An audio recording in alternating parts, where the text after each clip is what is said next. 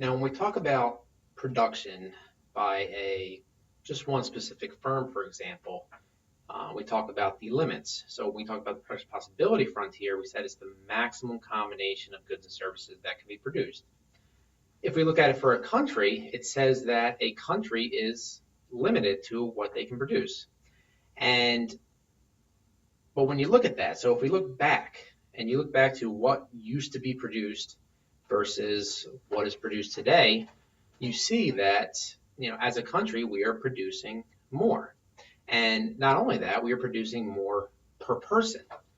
So, for example, in a lot of manufacturing jobs, despite the fact that the number of jobs is down, we are still producing more than we ever were. So the reason why is that in that case, we are more productive. Now, what happens is as an economy grows, as we are able to produce more, we're able to send more out, get more money in, and so our production possibilities actually are expanded. We're able to grow. We're able to expand, basically shift out our entire production possibilities frontier. So we call that economic growth. That is how an economy grows. And this is a term that isn't really covered here specifically, but that has to do with the growth of real GDP. So we're producing more and more over time. And what allows for that is this economic growth. Now, there's two reasons for economic growth. The first one is capital accumulation. What can happen is a business. All right, so let's look at one specific producer here. So a business, they don't just have, their machines and all that, their people, and they're selling and they're just complacent. Right? They don't just take all that extra money, all those profits home. What they do with some of their profits is they invest it. And by investing it into new machinery, it allows them to expand. And as they expand, they're able to produce more. And so an example is a pizza shop. All right, so let's say there's a pizza shop and they make only cheesesteaks and pizza. Well, what's going to happen is they are going to be limited to their pizza and cheesesteaks by, the fryers they have, by the pizza ovens they have. All right. They can keep hiring people, but they still just have those two pieces of capital. If, however, they invested in a new oven, they are able to now produce more pizza, at least. So the capital accumulation is one way that an economy grows, constantly getting new capital to produce. That's the physical side. Now there's also human capital, which is the knowledge side of things. And what happens is as people become more knowledgeable, as they get more experience, they are able to produce more. And what that means then is as they become better, they become more productive, they're able to produce more. And as a whole, the firm is able to produce more and put more output out there. So accumulation of both physical and human capital is one way an economy grows. Technological change is another one.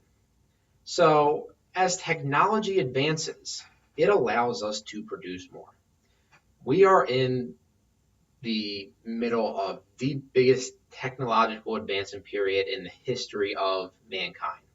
And if you 15, 20 years ago, computers were kind of coming on. I mean, they've been around for a while, but they were becoming more widely used. The programs were becoming better, and so forth. And so what has happened is that with computers, with other kinds of technology, people are able to be more productive. And so, for example, with accountants, while as 30 years ago, accountants used to have to do everything pen and paper, add everything up, check specific lines, do the double checking, so forth. Now, a lot of it's just done in a computer program or an Excel. And so because of that, they're able to produce more. So same number of accountants, more, many more taxes are being prepared. Smartphones is also really had a big impact.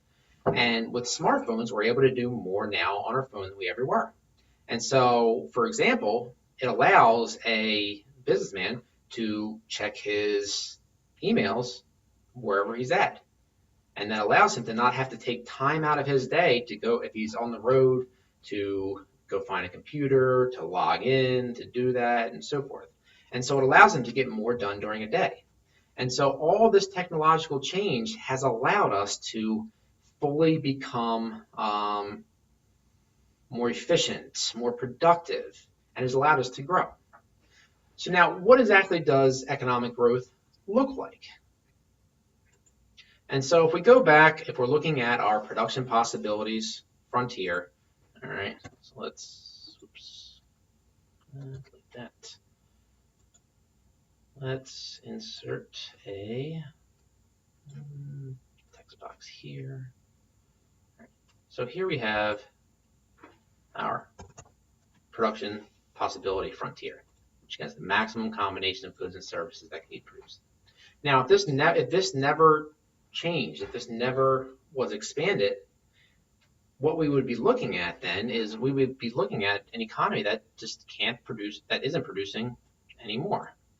And so let me bring this down a little bit here. Okay. So what happens when there's economic growth is that if something happens, in this case, that affects both goods, it's going to shift out. And if we look at that, shapes, let's insert line. Oops. Do that. So what we have, that. So we see if it shifts out, you're looking, that is what economic growth looks like. And so, for example, instead of producing at, let's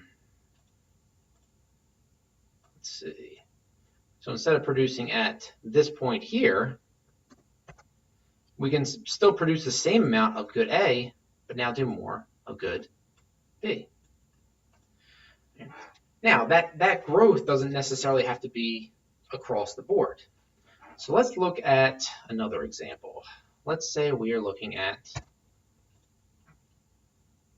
let's go back to our pizza kitchen example. So we have pizza and cheesesteaks. All right. So we have our production possibilities of pizza and cheesesteaks. Okay. So these are the max combination of pizzas and cheesesteaks that this one pizzeria can make.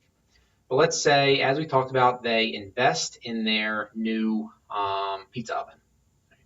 Well, if that's the case, if they have a new pizza oven, that doesn't affect the amount of cheesesteaks they can make. So if they're still making no pizza, they're still going to be right here. All right, because they can't make any more, just because they have a new oven doesn't mean they can make more cheesesteaks.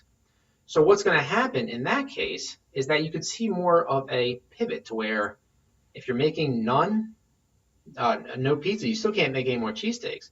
But because of the new technology, you're now able to make, for any given level of cheesesteaks, more pizza.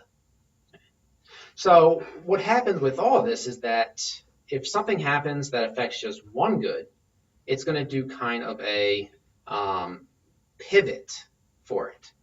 Whereas if it's with both goods, then that's where you're going to see this complete shift out. And this is what economic growth is. It allows us to get to this new production possibility frontier, produce more, and so forth. And so in general, between the capital accumulation and whether physical or human, as well as technological change, that is what has allowed economies to grow. And where economies don't work on this, that is where they tend to fall behind the rest of the country. In the United States, this is one area where that has really allowed us to grow because a lot of businesses have invested in their capital to grow. And technological change has had a massive impact. And we've invested in that as a country, we've encouraged it, and it's really helped us to grow.